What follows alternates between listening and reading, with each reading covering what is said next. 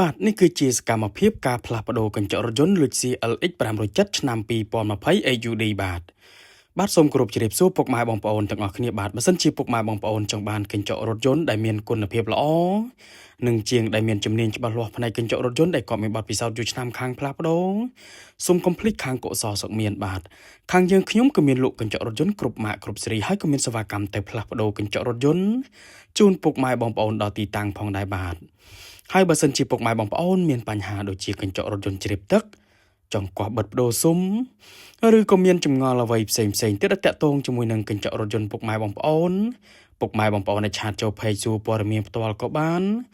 ឬក៏ពុកម៉ែបងប្អូនអាច call តាមរយៈលេខទូរស័ព្ទដែលខ្ញុំដាក់នៅលើ banner ផ្ទាល់ហ្នឹងក៏បាន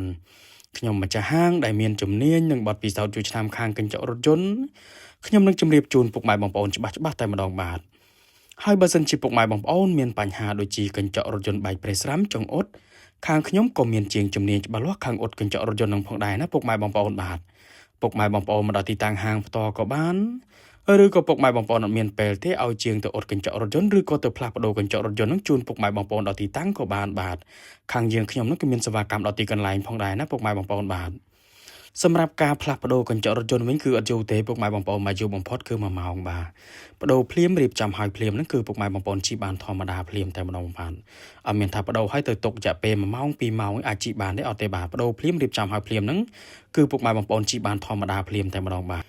ឥឡូវនឹងការផ្លាស់ប្ដូរកញ្ចក់រថយន្ត Luxia LX 507ឆ្នាំ2020 AUD ហ្នឹងគឺបានរួចរាល់បាទអរគុណច្រើនសម្រាប់ពុកម៉ែបងប្អូនដែលទស្សនាវីដេអូនេះចុងក្រោយសូមអរគុណគ្រប់ជ្រាបលាបាយបាយ